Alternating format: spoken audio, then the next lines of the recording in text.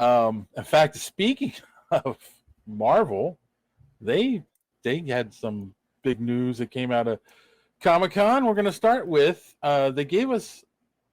Now they didn't officially release it. I did see a leaked version. It's not really a trailer for Fantastic Four. It was a concept. It's kind of like right? It's a concept thing. Like, do you know those old like '60s shows you would watch? It was kind of sometimes it's like a propaganda film, or it's like, or like the history, or like here's what's going on, newsreel thing. Like that's the kind of feel it has. It's you see. Here's the Fantastic Four. See them as they blast off. Yeah. Yes, exactly. Like that's the whole thing. Like that's how they're talking in it. They Give me the old Donnybrook. Right. So you get to see them as the characters, which looks really good. The Thing actually looks really good in it. The little bit they show. The two things that came out of it, news-wise, to me, is number one, we got the official title, which is Fantastic Four: First Steps. It starts off with Reed is teaching a class, and he's talking about multiverses. Not only we knew that was going to happen. So yeah, not only are there multiple universes, but there are Earths that are parallel to ours. And he's like teaching a class of little kids.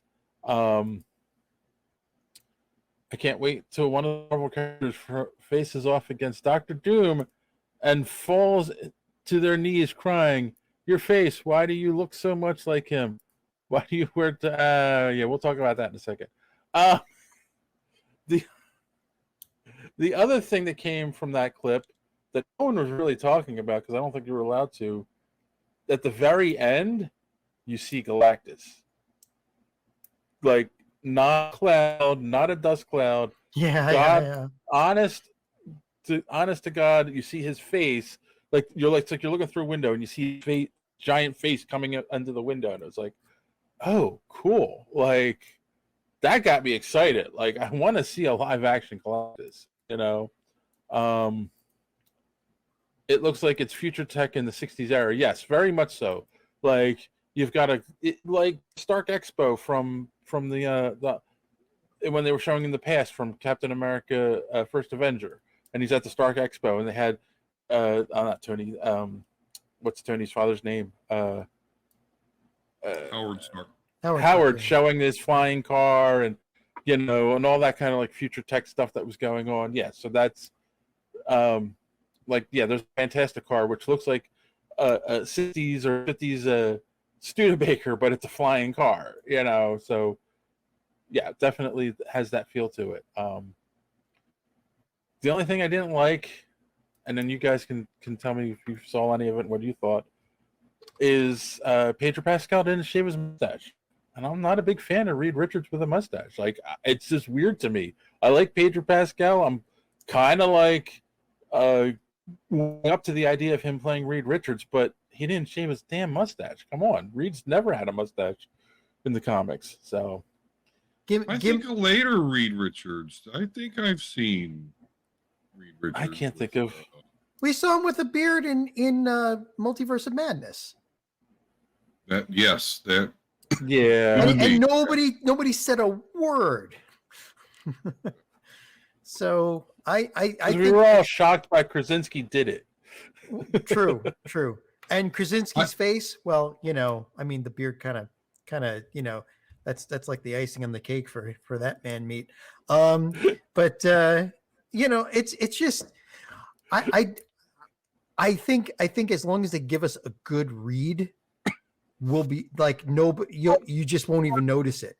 Because actually, if you think about Pedro Pascal with a mustache, and some scruff, like that's him, I'm thinking back to the old 60s Batman TV series with who played the Joker, very famous Latin actor, Cesar Romero. Cesar Romero. And he wouldn't shave his mustache. He refused to shave his mustache. They put white cake on it.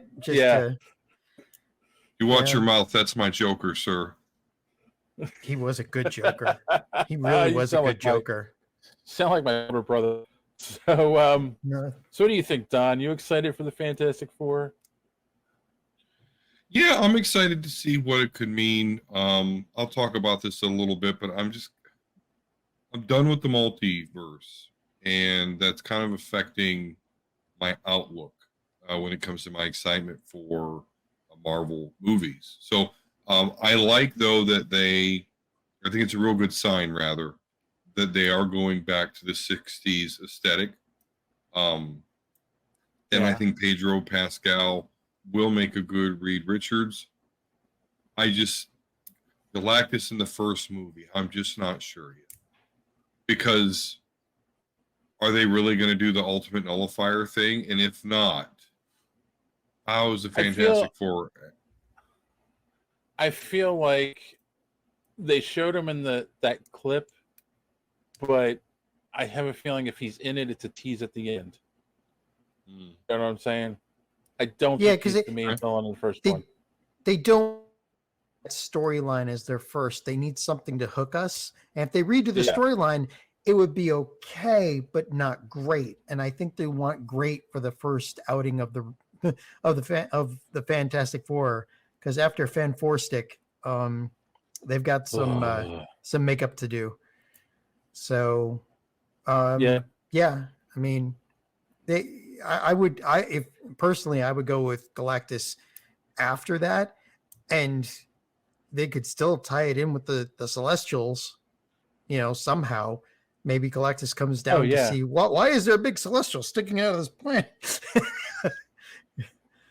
I heard that actually the next Captain America is going to deal with that. Yeah, we did see it in the background of the trailer. Yeah. Yes, there's a lot of rumors about that. So fingers crossed, because that's one of those holes. It's like, really, you did it, and then you just left us hanging. All right. Thanks for watching this clip from the Superhero Speak podcast. And don't forget to watch us live every Sunday night right here on this channel.